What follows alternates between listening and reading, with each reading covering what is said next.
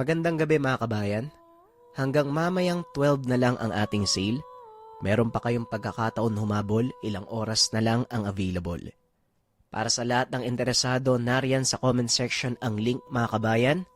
Pwede nyo rin tignan sa screen kung ano yung mga naka-sale. Almost 1,000 pesos yung masasave nyo sa iba nating item.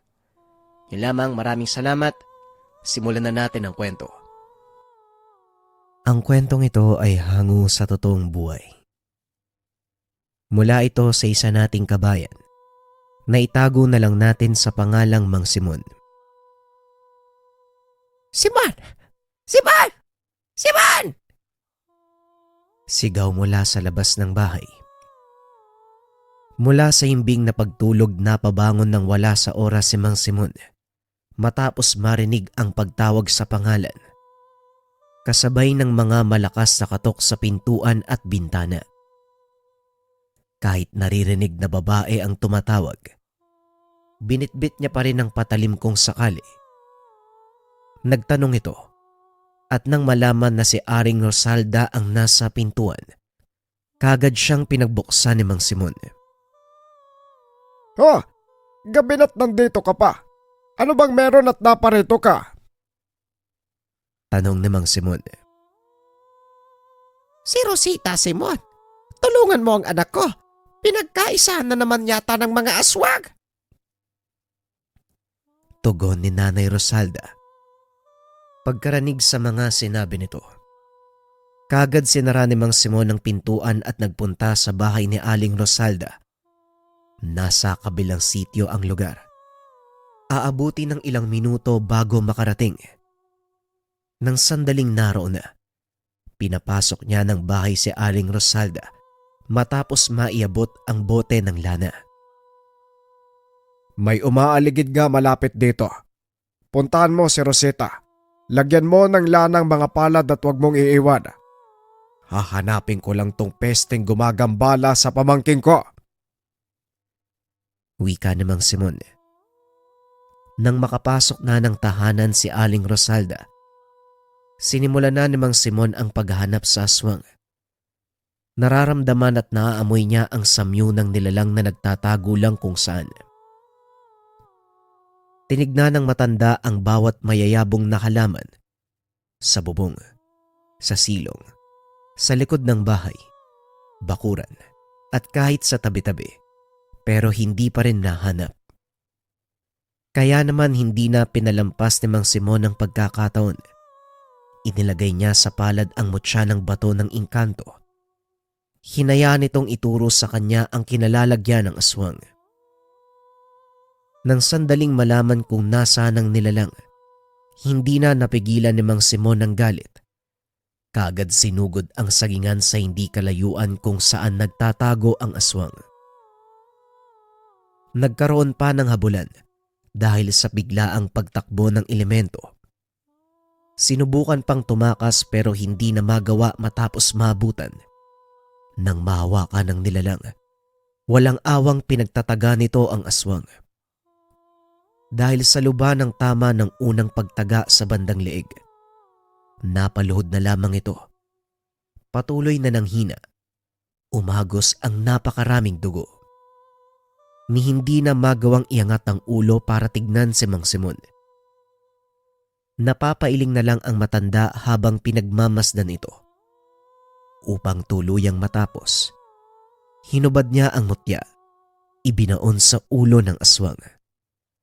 Nang sandaling lumapat ang batong mutya, bigla na lamang itong humandusay sa lupa. Nang isay, ilang sandali ang lumipas ay nawala na ng hininga.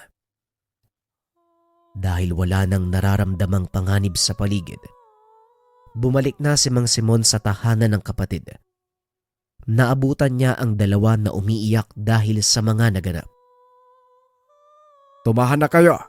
Wala na. Pinatay ko na ang aswang. Wika ni Mang Simon. Ay mabuti naman. Simon, ewan ko ba, sa dami ng tao sa lugar, bakit si Rosita pa ang naisipang guluhin? Tignan mo, nagmukha ng langtang gulay ang pamangkin mo. Nangihina na ng husto ay Diyos ko. Wika ni Aling Rosalda. Napabuntong hininga si Mang Simon nang makita ang pamangkin. Kahit ngayon lang sila nagkalapit dahil noong kabataan ni Aling Rosalda ay malayo sa isa't isa. Hindi niya maiwasang mangialam sa sitwasyon, lalo pat magkadugo naman sila. Wag kasi puro sardinas ang pinapakain mo kay Rosetta. Malamang manghihina ang bata. Ano ba ang sustansya ng delata? Lagyan mo ng kaunting gulay para sumigla naman ang pamangking ko. Wika ni Mang Simon. Simon naman, hindi yan ang sinasabi ko. Makalipas ang ilang araw, may manggugulo na naman na aswang dito. Ano bang meron sa anak ko at inaaswang na lang siya palagi? Tugon ni Aling Rosalda. Napaisip si Mang Simon. Ano nga ba ang rason kung bakit halos linggo-linggo silang inaaswang? Hindi naman ito gala.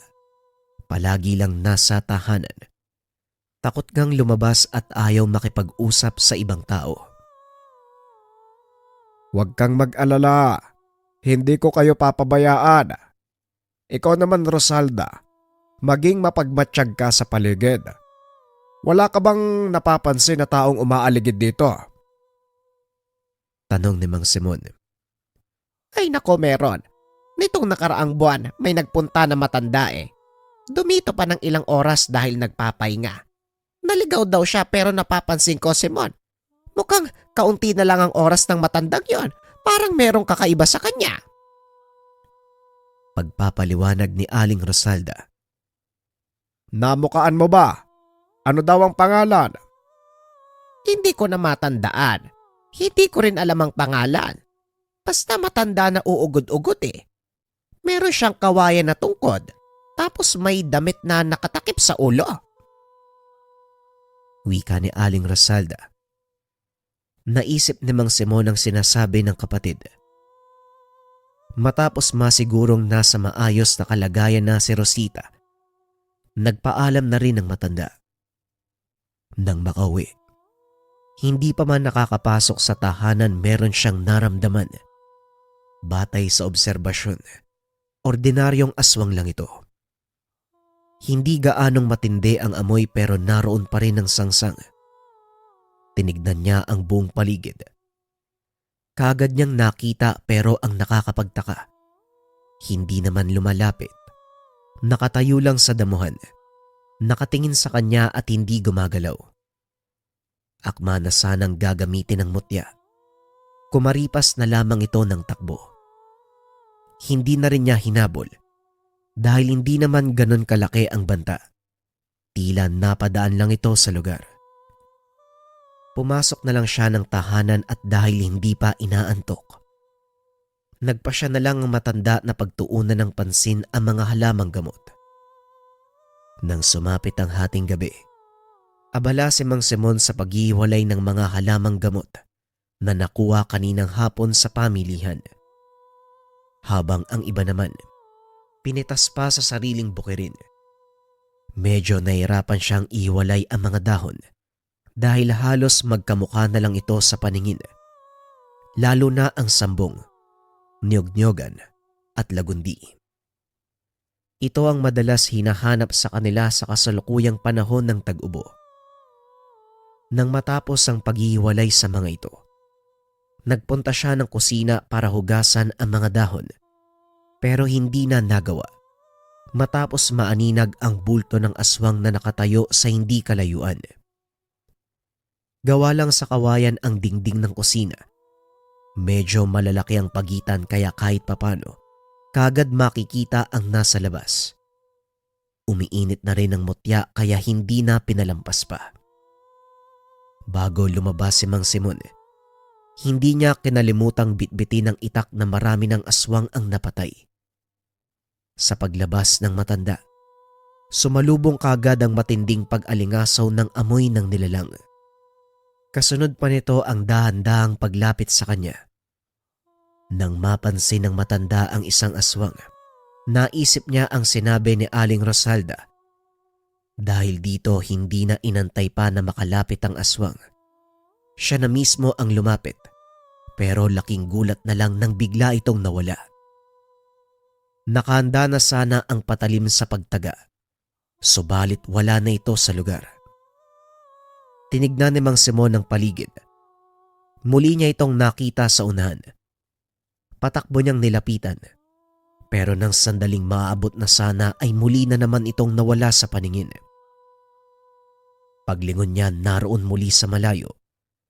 Tumakbo siya papunta roon, pero napatigil. Nawala na naman ang nilalang. Napagtanto ng matanda na pinaglalaroan siya nito. Ginamit niya ang mutya. Dahil dito natigil ang ginagawa ng aswang. Natunto ng pinagtataguan nito. Naroon siya sa likod ng tahanan. Upang hindi mahalata, pumasok si Mang Simon ng bahay at nagkunwaring hindi ito nakita. Dumiretso siya sa pintuan sa likuran. Doon dumaan. Walang pagdadalawang isip na tinaga ang nilalang. Isang tagalang ang nagawa ng matanda. Kagad nakatakas ang aswang. Pero sinigurado niyang napuruhan ito dahil sa dami ng dugong dumikit sa patalim. Hindi lang niya namukaan dahil sa mahabang buhok nito na nakatakip sa muka. Pagsapit ng umaga, naganda na si Mang Simon sa pag-alis. Ihatid niya ang nagawang herbal na gamot sa suki sa bayan. Bago tumuloy, dinaanan muna si Aling Rosalda at si Rosita. Iniwan na rin niya ang pangontra para magamit mamayang gabi. Hindi siya sigurado kung makakauwi mamayang hapon. Nang magkaroon ng pagkakataon, kinausap niya ang kapatid.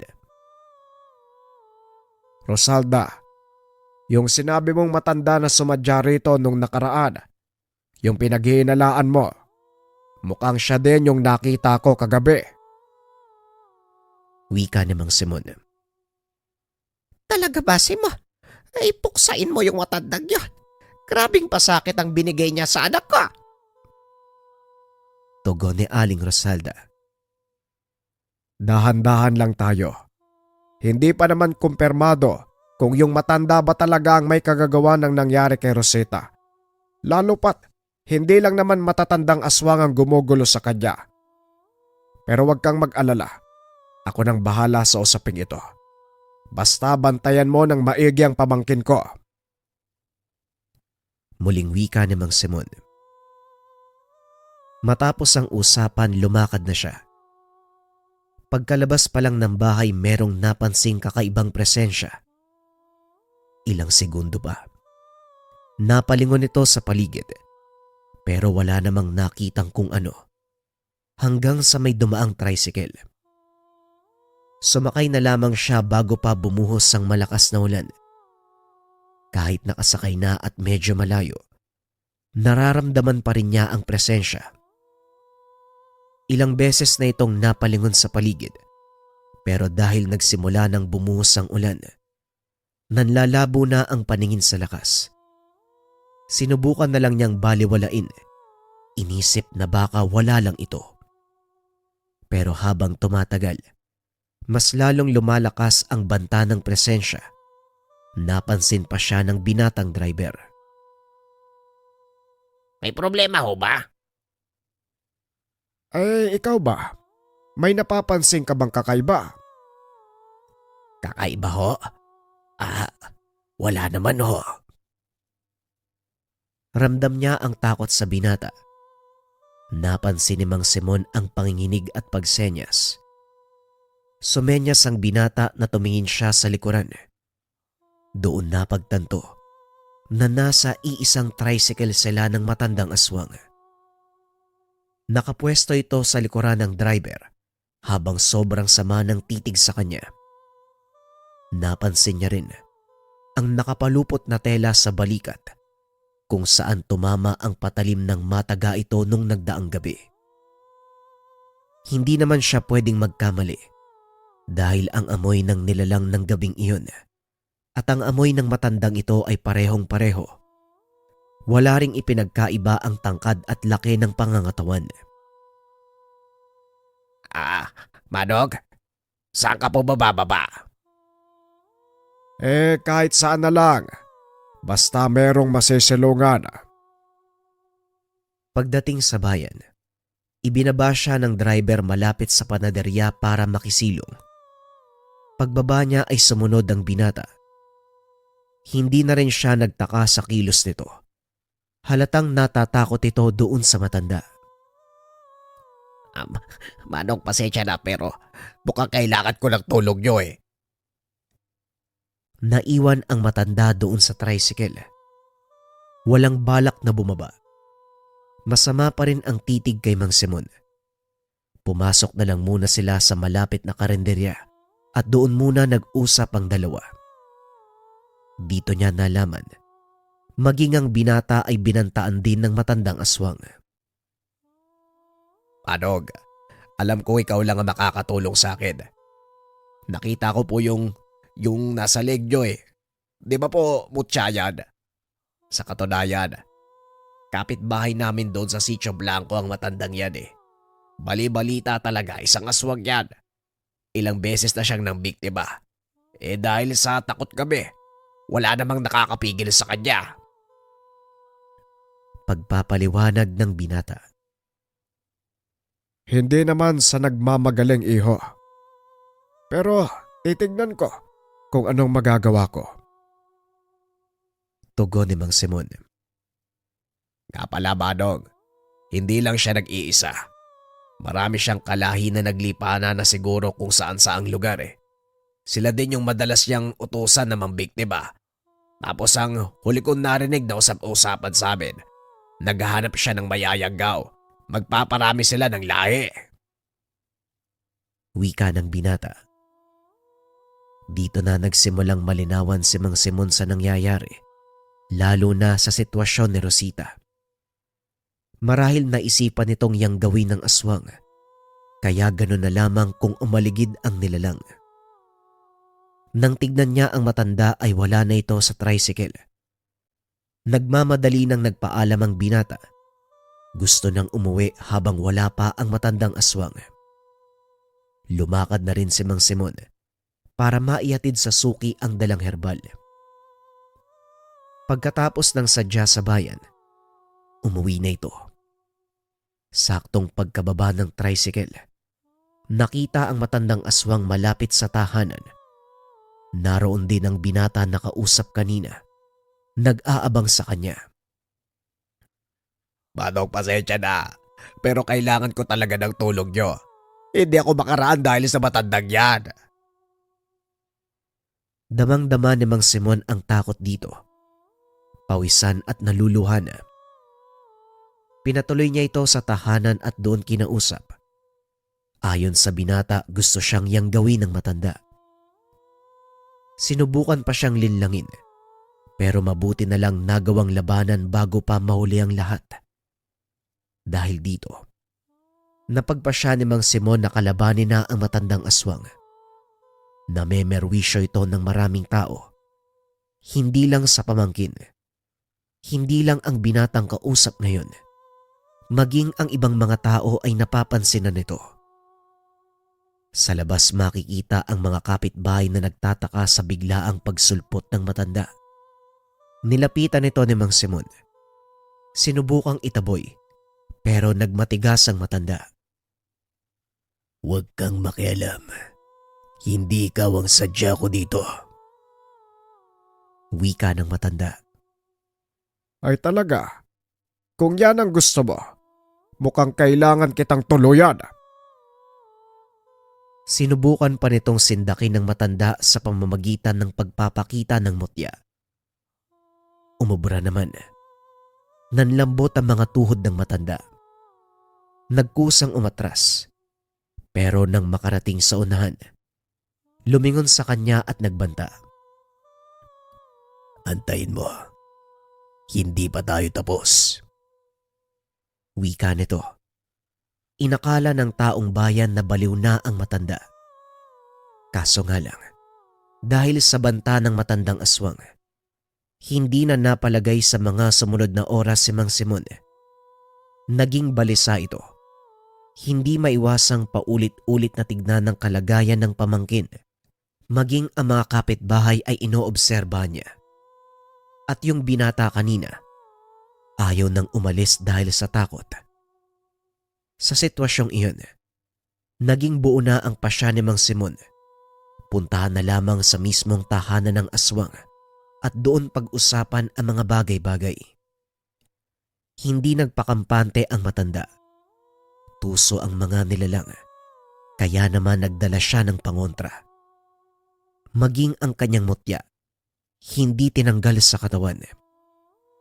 Hindi rin niya kinalimutang magdasal, magsagawa ng orasyon bilang proteksyon, habang binabaybay ang daan papunta sa bahay ng matanda. Ginabayan siya ng binata hanggang sa kalsada lang dahil ayaw nang sumuot pa sa kakawyan kung saan nakatayo ang eksaktong barong-barong ng aswang. Panog, kayo na po bahala. Mag-iingat po kayo. Sinoong ni Mang Simeon ng kakawyan. Sobrang kipot ng daanan. Katulad ng sinabi ng binata, merong ibang kasama ang matandang aswang. Naabutan niyang may kausap ito na 2 tao. Isang babae at isang lalaki. Nag-obserba muna si Mang Simeon sa lugar. Nang sandaling umalis na ang mga ito, dito niya isinagawa ang pakay. Kaagad napansin ng matanda ang presensya niya. Sinalubong siya sa labas. Nang sandaling iyon ay nagharap na ang dalawa.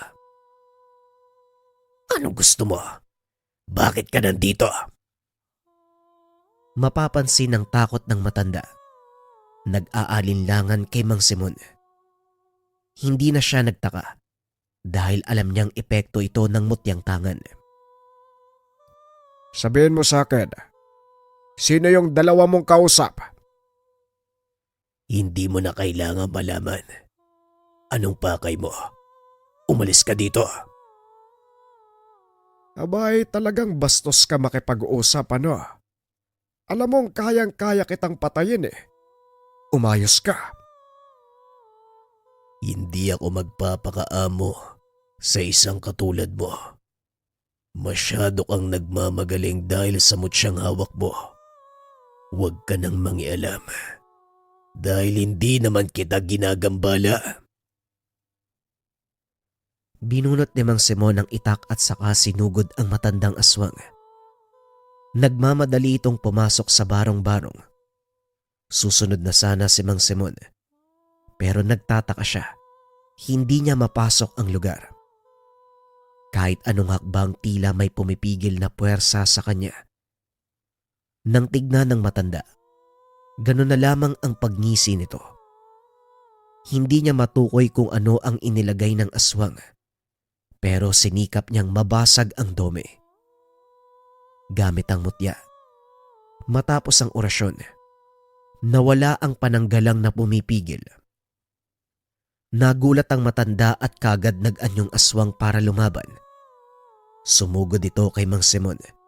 Pero dahil aktibo ang mutya, nahirapan siyang umatake. Kahit pagkalmot ay hindi nito magawa. Binabalot ng puwersa ang katawan ng matanda upang manghina. Kaso nga lang, may kung anong hinugot ang matandang aswang. Nagsaboy ng pulbura. Sa muling pagdilat ni Mang Simeon, wala na ito sa lugar. Nagmamadaling bumalik si Mang Simon sa kalsada kung saan nag-aantay ang binata. Bilisan mo! Dalihan mo! Bumalik tayo sa bahay! Batay sa itinuro ng mutya. Papunta ang aswang sa kanyang tahanan. Pinaharurot na ng driver ang tricycle. Pagdating sa bahay, pagkababa pa lang ay bumungad na ang matandang aswang. Nakatayo sa unahan. Lalapitan na sana uli ni Mang Simon. Pero muli na naman itong tumakbo sa kakawyan. Kagad niya itong sinundan at hindi na hinayaang makatakas. Pero pagdating sa makipot na bahagi, hindi na alam ni Mang Simon kung saan titingin. Dumarami ang bulto ng aswang na nakatayo kung saan-saan. Sa likuran, sa harapan, maging sa magkabilaan. Dito na rin niya naamoy ang matinding alingasaw. Mas matindi pa kumpara sa mga naunang amoy. Lumalakas din ang presensya ng aswang. Kagad niyang inilabas ang bato bago pa man makakilos ang matandang nilalang. Nang sandaling kumalat sa hangin ng bisa, paisa-isang nawala ang mga bulto hanggang sa isa na lamang ang natira, ang tunay na katawan ng matandang aswang. Kagad itong kumilos. Sa sobrang bilis na hirapang humabol si Mang Simon, pero hindi na nabahala, gawa ng masusundan niya gamit ng mutya. Tinangka ng nilalang na sumuot pa sa mas masukal na bahagi. Pinigilan niya ito bago pa man makarating dahil kung mangyari, hindi na masusundan ni Mang Simon. Masyado ng madilim at kapag pipilitin pa, baka hindi siya makalabas ng buhay. Gamit ng bisa ng bato, tinigal po ang aswang.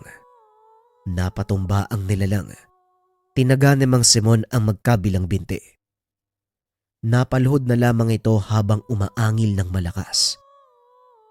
Tinaga pa niya sa likuran. Mas lalo itong umangil. Natumba sa lupa. Inapakan ni Mang Simon ang sugatan na hita. Yan ang nararapat sa katulad mo. Hindi ka mapakiusapan. Itinapat nito sa sugat ng aswang ang mutya. Dito rin niya napansin na mahina na ang katauhan, pero nagawa pang maghasik ng kasamaan.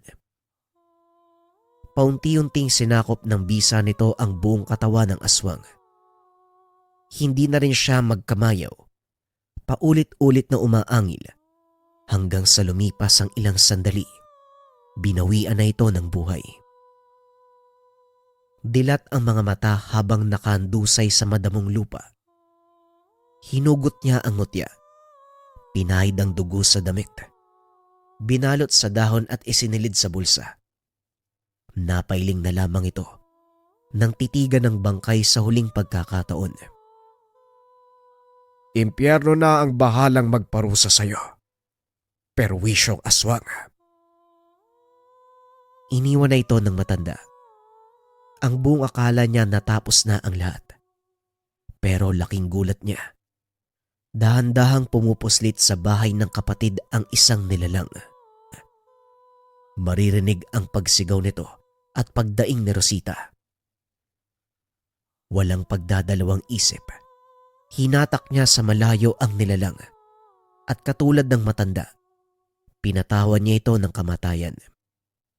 Namukaan niya ang nilalang.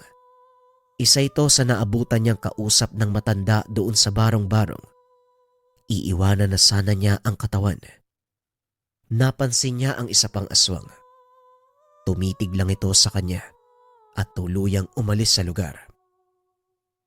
Simon, inaaswag pa rin kami. Kumalma ka, Rosalda. Napatay ko na yung aswang. Dali-dali niyang tinignan ang kalagayan ng pamangkin. Hirap itong huminga dahil sa takot. Nagawa namang pakalmahin at matapos mapainom ng herbal. Bumalik na sa normal ang kalagayan. Dito na rin siya nagpalipas ng gabi. Balak pang abangan ang isa pang nilalang. Pero sumapit na lang ang bukas. Wala nang nagparamdam. Paunti-unti na rin bumalik ang sigla ni Rosita. Palagi itong pinapainom ng herbal na gamot at upang masigurong hindi na malalapitan ng anumang banta ng aswang, binaunan niya si Rosita ng proteksyon. Sa paglipas ng mga araw, nabagot si Mang Simon dahil wala nang nilalang ang nagpaparamdam. Nagsagawa na ito ng orasyong pangkalahatan. Ito ay isang ritual kung saan mapoprotektahan ang buong baryo. Natuwa naman si Mang Simon dahil hindi lang ang kanyang baryo ang natahimik, maging ang mga karatig sityo. Nawala na rin ang balita ng mga nanggagambala. Pero hindi nagpakampante si Mang Simon. Alam niyang anumang oras, alam niyang maaari siyang balikan ng mga aswang. Ang susunod na kwento natin mga kabayan ay tungkol sa mutya kasama ng banal na tubig. Magandang mapakinggan nyo ito mga kabayan kung paanong ginamit yung mutya kasama ng banal na tubig kontra sa mga nilalang at aswang. Huwag na nating patagalin pa, simulan na natin ang kwento. Ang kwentong ito ay hango sa totoong buhay. Mula ito sa isa nating kabayan na itago na lang natin sa pangalang Tatay Goryo. Walang eksaktong taon. Probinsya ng Siquijor. Alas 4 pa lamang ng hapon. Siksikan na sa bahay pasugalan na pagmamay-ari ni Mang Pasito. Wala nang ibang sugalan sa lugar. Kompleto naman sa mga padulas. Kaya tuloy-tuloy ang gawain umaga man o gabi. Depende sa tagal ng perang iikot sa bawat mesa. Kabilang si Tatay Goryo sa halos 100 sugarol na sumasadya sa bahay sugalan. Pero naiiba ito sa lahat dahil sa tangang mutya na nagbibigay ng swerte sa kanya. Walang palya. Lahat panalo. Bawat ikot ng sugal ay limpak-limpak na salapi ang napapalalunan.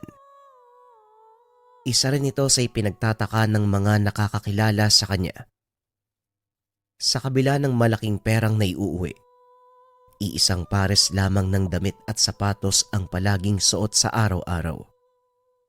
Kupas na maong, lumang sapatos, puting t-shirt na nagkulay kalawang na sa kalumaan. Ang hindi nila alam, pinapadala ni Tatay Goryo ang pera sa probinsya kung saan naroon ang mga magulang na kahit matanda na, patuloy pa rin sa pagtatrabaho sa bukid. Malawak ang kanilang lupain at para matugunan ng pangangailangan, ang perang pinapadala ang solusyon. Nagsusugal siya hindi dahil sa bisyo, kundi para sa pangangailangan ng karamihan. Pare Goryo, baka naman pwedeng makautang dyan. Ang laki na ng halagang napanalo mo. Pangatlong ikot pa lang. Wika namang Tasyo. Oo nga, paring Goryo. Ano ba ang sekreto mo? Walang palya yung pagkapanalo mo Wika ni Mang Candido. Ilan sa mga tao sa pasugalan. Depende lang yan sa kapit ng swerte mga pare. Siguro, magdasal muna kayo bago magsugal. Tugon ni Mang Goryo. Ay nako, papakinggan ba ng Diyos ang dasal ng isang sugarol? Muling wika ni Mang Candido. Nagtawanan ang tatlo sa sinabi nito. Tong-its ang palaging nilalaro nila. Nagkakahalaga ng 200 piso ang bawat sugal. 2,000 na ang talo ni Mang Candido. Samantalang 1,800 naman ang kay Mang Tasyo. Pero dahil parehong negosyante at may lihim na transaksyon sa ibang bagay, malaki rin ang kinikita. Lahat ng yon ay nauuwi lang sa sugal. Sa kalagitnaan ng paglalaro, napatingin si Mang Goryo sa itaas. May ikalawang palapag ang bahay sugalan kung saan tumataya ang malalaking tao, katulad ng nagsisilbi sa gobyerno at iba pang kilalang negosyante ng lungsod. Mula sa itaas, naaamoy niya na ang kakaibang samyo. Makalipas ang ilang sandali ng tingin, nahanap niya ang nagmamay-ari ng nasabing amoy, galing sa lalaking bagong dating. Nakaupo ang lalaki sa tabi ni Mang Pasito, kasama pa niya ang 2 tauhan. Habang nagpapatuloy ang laro ni Tatay Goryo, sinusulyapan niya ang kinalalagyan ng 2. Napagtantong nagmamakaawa si Mang Pasito sa bisita. Hindi na rin ito nagtaka dahil marami namang sumasadya kay Mang Pasito para maningil ng utang. Pero sa lahat ng tagasingil, ang lalaking ito ang naiba. Patuloy niya itong tinitigan hanggang sa makalabas ng sugalan. O pare, alis ka na kagad. Hindi pa nga kami nakakabawi Wika ni Mang Candido. Mamaya ka na umuwi paring Goryo. Maaga pa naman Mag-alas 8 pa lang ng gabi. Naku, pasensya na mga pare Nakalimutan kong kunin yung kalabaw na nakatali dun sa puno eh. Nagmamadali na itong lumabas matapos makapagpaalam. Sakto namang paglabas niya. Nasa bakuran pa ng bahay sugalan ang lalaking sinusundan. Don Tornado, mukhang hindi na makakabayad ang matandang yun eh. Mas mabuti siguro, kunin mo yung bahay pasugalan. Wika ng isa sa mga kalalakian. Ang mabuti pa, Don Tornado. Palita ko, marami ring utang sa iba yung matandang yun eh. Kaya siguradong hindi na makakabayad. Wika ng isa pang lalaki. Bigyan nyo ng konting palugit. Kung hindi talaga makakabayad, kukunin natin ang pasugalan. Wika ni Don Tornado. Mahaba ang naging usapan ng tatlo habang patingin-tingin sa bahay sugalan. Tahimik namang nakaupo si Tatay Goryo sa may pintuan at nakikinig. Hanggang sa mapansin niya ang kakaibang titig ni Don Tornado doon sa buntis na dumaan. Napaayos pa ito ng tindig sabay lunok ng sunod-sunod. Pagkatapos hindi nilubayan ang tingin ng buntis kahit nasa malayo na. Nang magkatinginan ang tatlo, tila nagkaintindihan sila. Kagad sumakay ng sasakyan, sinundan ng dinaanan ng babae. Dito na kinutuban si Tatay Goryo. Kagad niyang sinundan ang mga kalalakihan gamit ang bisikleta. Hindi naman ganong kabilis ang pagpapatakbo ng mga ito. Napansin ni Tatay Goryo kung saan papunta ang babae. Dadaan ito sa kalagitnaan ng masukal na kagubatan na merong maliit na daanan. Mabibilis ang pagakbang nito matapos matunugan na may sumusunod sa kanya. Medyo nahirapan din siya dahil meron pang bitbit sa magkabilang kamay, gawa ng galing pa ito sa pamilihan. At dahil hindi nakakasya ang sasakyan ni Don Tornado, pinarada ito sa tabi. Sinundan pa rin ang babae. Nang mapansin ni Tatay Goryo na takot na ang buntis, natataranta at hindi mapakali. Binilisan niya ang pagpadyak sa bisikleta. Lumihis siya ng daan at sinalubong ang babae. Halos matumba ito dahil sa gulat. Mabuti na lamang kagad siyang nakilala ng babae kaya kumalma ito. Ito ay anak ng pinsan ni Tatay Goryo. Hinatid niya ang buntis sa kanila at doon na lang din muna nagpalipas ng ilang oras. Hindi pa niya magawang umalis dahil nasa paligid pa ang banta.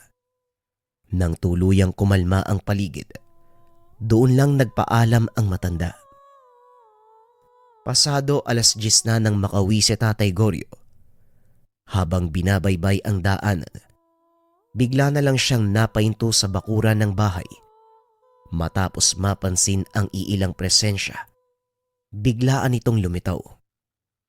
Malapit lang din sa kakauyan ang bahay kaya naman kagad siyang napatingin doon. Sa isang puno ay meron siyang napansing kakaiba. Sa likod nito nakatago ang isa sa mga presensyang napansin. Sa kabila ng banta naging kalmado si Tatay Goryo. Maingat na bumaba ng bisikleta. Saktong pagkaharap bumungad sa kanya ang isang aswang. Ilang hakbang lamang ang layo mula sa kinakatayuan. Mukhang gutom na gutom ang nilalang. Walang tigil sa pagtulo ang laway. Gustong-gusto ng sumunggab. Mula naman sa likuran napansin ni Tatay Goryo ang 2 pang tao. Kahit hindi makilala ang mga ito dahil malayo at madilim.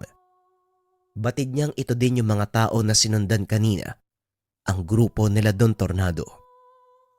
Bago pa man tuluyang makagawa ng anumang kilos, hindi na nakapaghintay ang kaharap na aswang. Sumugod ito at kagad kumalmot. Habang si Tatay Goryo naman, sa kabila ng edad ay malakas pa rin ang pangangatawan. Mabilis, kaya madali nitong nasasabayan ang galaw ng aswang. Hindi na rin bago sa kanya ang kasalukuyang kaganapan. Makailang beses na itong may nakaingkwentrong nilalang. Iba't ibang uri pa ang lahi. At dahil ordinaryong aswang lang naman ang nakasagupa, Nasa wangis lang ng tao at hindi nakakalipad. Naging patas sa kanya ang laban. Inilagan ang kalmot habang humahanap ng tiyempo para makaganti. Pero hindi niya inaasahang mangingialam ang nag-iisang anak. Matapos mabuksan ng pintuan, kagad nagsaboy ng isang plangga ng tubig. Kung iisipin ng isang normal na tao, tubig talaga ang nakita. Pero para sa aswang na napaliguan nito, nangisay. Nagmamadaling tumakas habang umaangil ng malakas. Ang tubig na yon ay konsagrado. May bisa ng isang mutya, ang bato ara. Isang mutyang bato na purong itim. Ginagamit ito bilang pampaswerte sa maraming bagay katulad ng negosyo at sugal. Pero mabisa din ito kung gagamitin sa masamang elemento, lalo na ang aswang. Ibabad lamang ito sa tubig. Makalipas ang ilang sandali ay kaya na nitong makapatay ng aswang. Gabing-gabi na. Gising ka pa, anak. Wika ni Tatay Goryo. Paano po ako makakatulog, Tay? Panay ang bigay ng senyalis ng mutya mo eh. Akala ko may nakapasok na sa bahay eh. Wika ng anak, na ang pangalan ay Victoria. Ganun ba? Pasensya ka na, ha? Nga pala, Tay. Bakit naman kayo nagdala ng aswang dito sa bahay?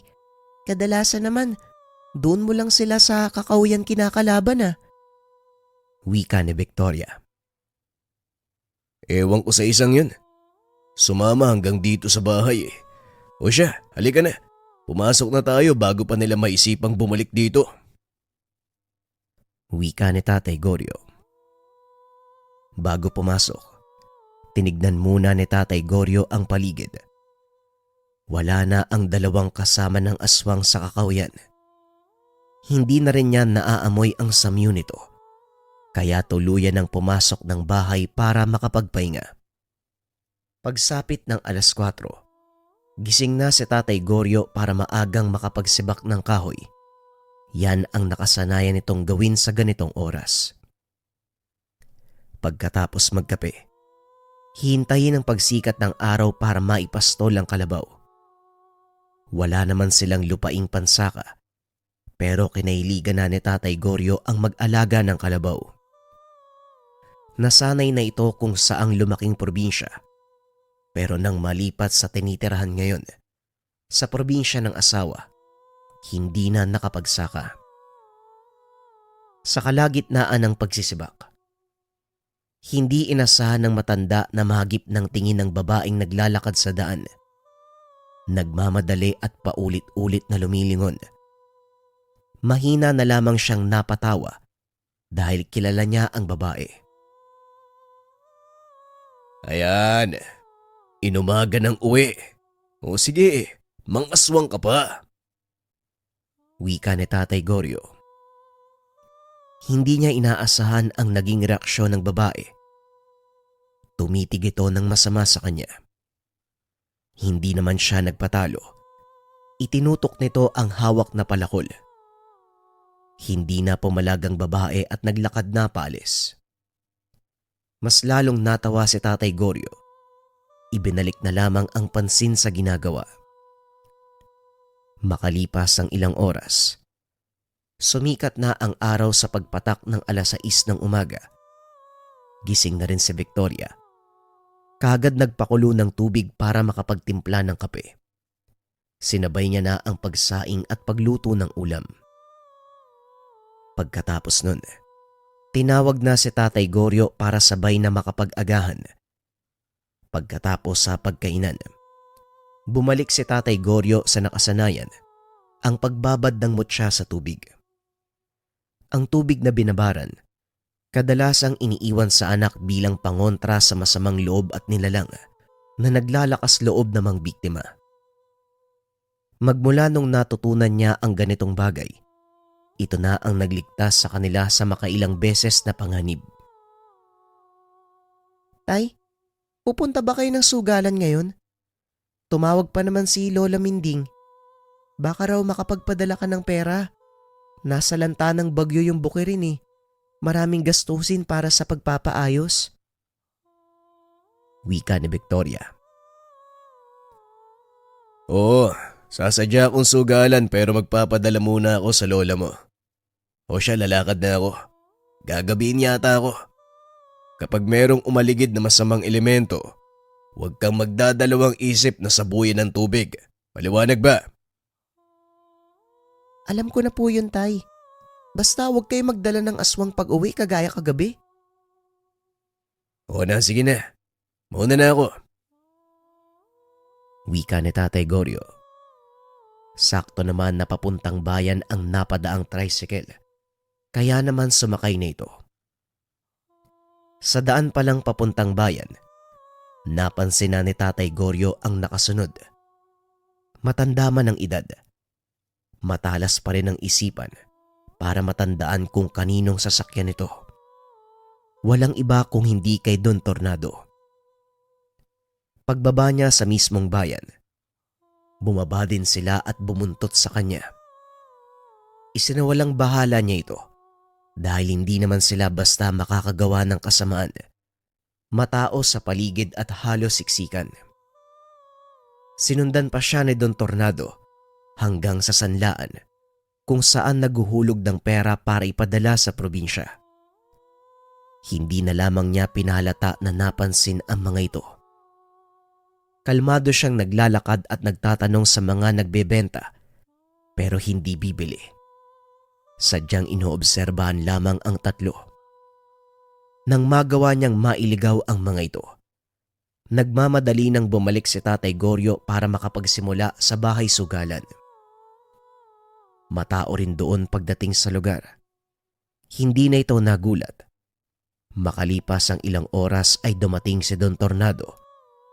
Nagkatitigan sila pero iniwas niya ang tingin upang hindi mahalata. Nang mga sumunod na oras, hindi na mapalagay ang tangang mutya ni Tatay Goryo.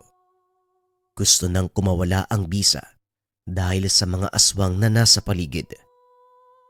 Sinikap niyang pakalmahin muna ang mutya. Dumarami na ang tao sa sugalan dahil araw ng Sabado. Kakatanggap lang ng sahod ng mga sugarol, kaya kagad nagsiksikan sa lugar. Pagsapit ng 11:00 ng gabi, dito na nagkaroon ng pagkakataon si Tatay Goryo. Kakaunti na lamang ang mga tao, isa-isang umuuwi matapos matalo. Sa puntong iyon, hindi na siya nagsusugal. Iniintay na lamang na mapatingin si Don Tornado sa kanya para maaya sa labas. Kanina pa nakabantay sa kilos niya ang 2 tauhan nito. Sigurado siya, kung sila lang ang nasa bahay sugalan, malamang kanina pa sumugod ang mga ito. Nang mapatingin sa kinaupuan niya si Don Tornado, nagmamadali itong tumayo at saka lumabas. Napangiti naman siya nang mapansing sumunod ito, pati na rin ang 2 tauhan. Paglabas si Tatay Goryo ng bahay sugalan, inantay niya si Don Tornado. Mabagal niyang kinalaga ng tali ang bisikleta. Nang makalabas, sa kanya lamang binilisan ng kilos. Sumakay ito. Nagsimulang pumadyak pero napatigil ng hangarin. Hindi siya nagpalata. Nagkunwaring walang ideya sa nangyayari. Anong problema? Bakit kayo maharang sa daan? Nangasar ka ba talaga? Tanong ni Don Tornado. Oh, bakit ko naman kayo aasarin? Nung una, tinulungan mo yung babae. Ngayon naman, talagang nang pipikon ka sa mga kilos mo. Ano bang gusto mo? Muling wika ni Don Tornado. Napangiti si Tatay Goryo nang mapagtantong nasindak pala ang nilalang sa mga kilos. Yun ho ba?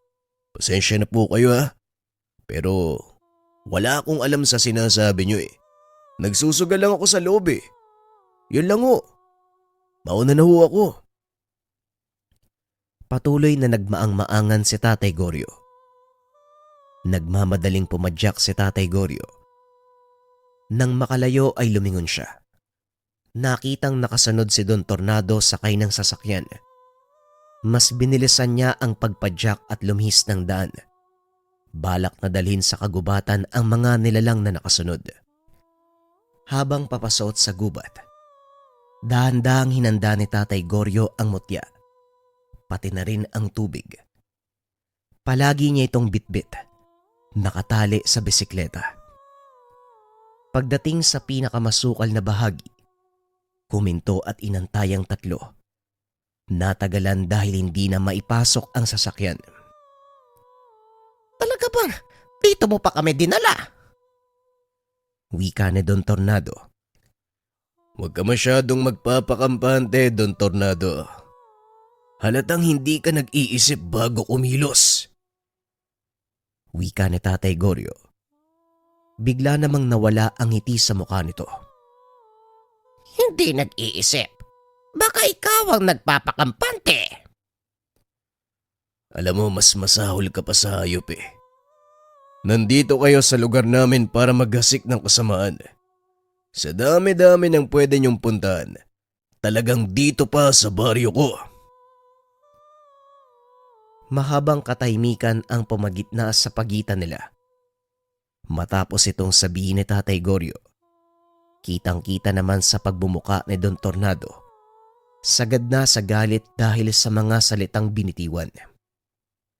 Habang ang mga tauhan naman, nakahanda na, hudyat na lamang ang inaantay. Makalipas ang ilang sandali, bago pa muling makapagsalita si Tatay Goryo, nag-anyong aswang na ang dalawa at kagad na sumugod. Inasa na ito ni Tatay Goryo, kaya mabilis na kumilos ang mga kamay para isaboy ang laman ng hawak sa bote. Saktong natamaan ang dalawa dahil nagtataglay ng bisa ng mutya. Hindi na naituloy pa ang balak na pagsalakay ng mga ito. Sa halip, nagiyawan at nagwawala buhat sa matinding epekto ng natanggap mula sa mutya. Si Don Tornado naman, hindi na makakilos sa kinakatayuan. Nang hindi na makayanan ng tauhan ang bisa ng mutya, nagsialisa na ang mga ito nang siya na lamang ang naiwan. Natawa si Tatay Goryo sa ipinakita nitong takot. Kung makapagsalita ka kanina, akala mo wala kang kinakatakutan. Pero ngayon, parang nanginginig ka na sa takot ah. Ano? Gusto mo bang matulad sa mga tauhan mo? Wika ni Tatay Goryo. Akma na sanang ihagis ni Tatay Goryo ang mismong mutya kay Don Tornado. Mabilis itong tumalikod sabay takbo. Mas lalo tuloy napalakas ang pagtawa ng matanda. Babalikan kita.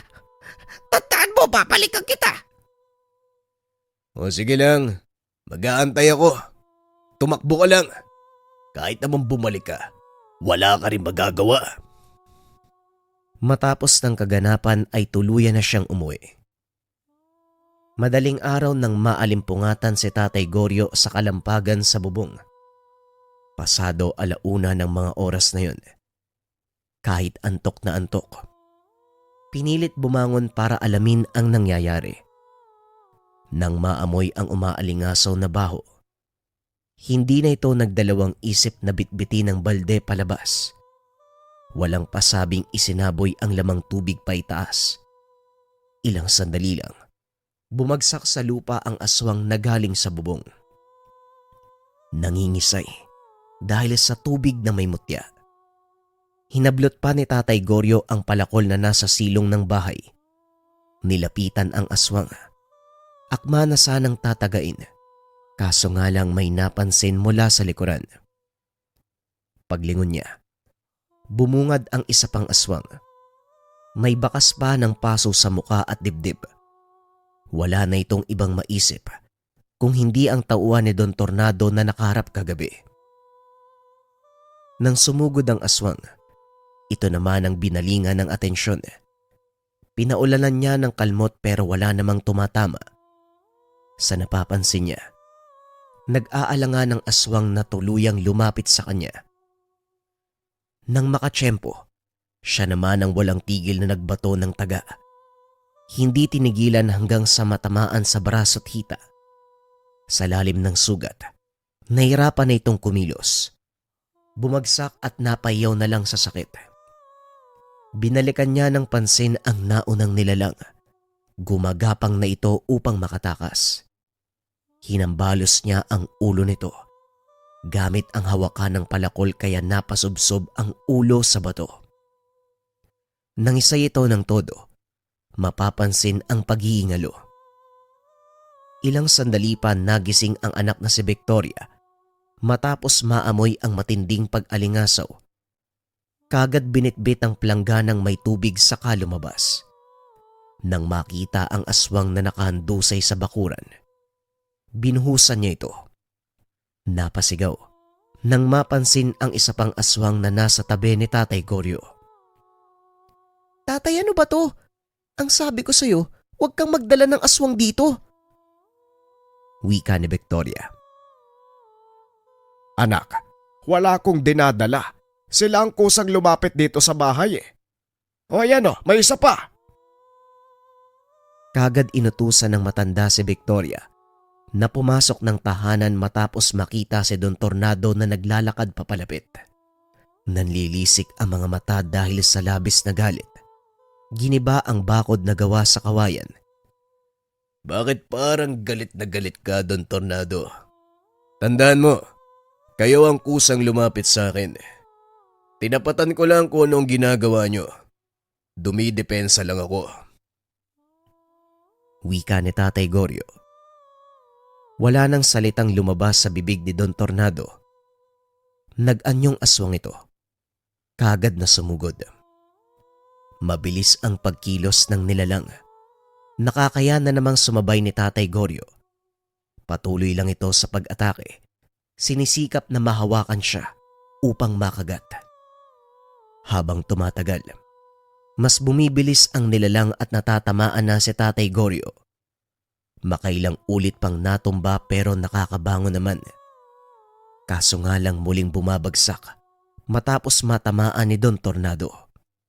Sa puntong ito, napapaisip na si Tatay Goryo ng ibang solusyon dahil kung sa tapatan ng lakas, hindi niya kakayanin ang nilalang. Sinikap niyang ilagay ang mutya sa katawan ng aswang pero hindi niya magawa dahil mabilis ang kilos. Samantalang si Victoria na nanonood mula sa bintana, kitang-kita niya kung paanong nahirapan si Tatay Goryo. Ilang ulit siyang nakasaksi ng sagupaan ng ama laban sa iba't ibang aswang. Pero madali lang itong napapatumba. Hindi katulad ng kalaban ng ama sa mga oras na ito. Dahil sa pag-aalala, naganap na siya ng paraan para makatulong. Kinuha niya ang kapares ng mutya na nasa altar. Nang makita ito sa kwarto ng ama, nagmamadali siyang lumabas sabay dampot ng bote sa altar.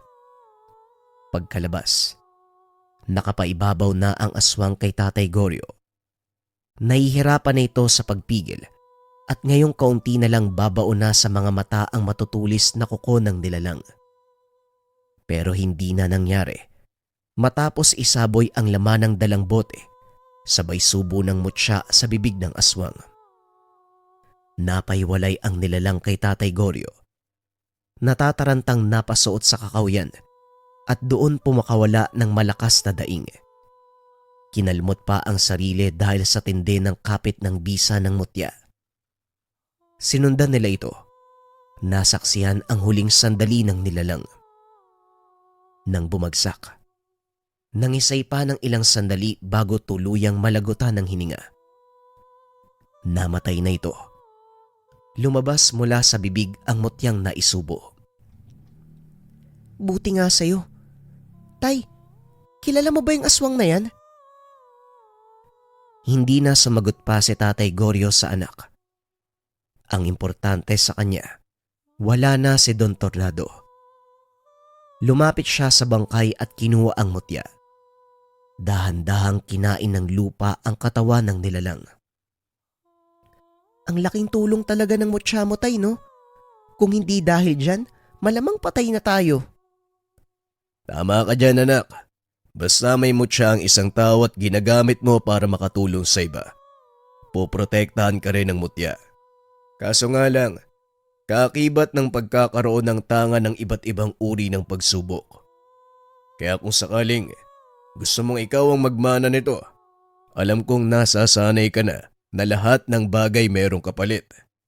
Kung magkakaroon ka ng malakas na katangian, meron kang responsibilidad na tumulong sa ibang tao. At ang pinakamalala sa lahat, meron kang responsibilidad na protektahan ng mutya dahil gusto itong kunin ng iba't ibang elemento at nilalang. Muling wika ni Tatay Goryo. Matapos ng kaganapan, nagpatuloy ang buhay ng mag-ama. Ganon pa rin ang gawain ni Tatay Goryo. Nagsusugal. Ipinapadala sa mga magulang ang pera. Ngunit ang ibang natitira, ipinangtutulong niya sa mga kababaryo. Hindi man alam ng mga tao sa lugar, hindi lang sa pinansyal nakakatulong si Tatay Goryo. Siya rin ang tagapagbantay sa buong lugar kapag merong mga nanggagambalang aswang. Sa paglipas ng panahon, sinubukang ituro ni Tatay Goryo ang mga nalalaman sa anak. Buong puso naman itong tinanggap ni Victoria. Naging malinaw sa kanya na darating ang panahon. Siya ang papalit sa responsibilidad ng kanyang tatay bilang tagapangalaga ng mutya ng Batoara at bilang tagapangalaga ng binasbasang tubig kontra sa mga nilalang. Maraming salamat sa pakikinig ng ating kwento, mga kabayan. Abangan pa mga susunod na storya dito sa ating channel. Paalam.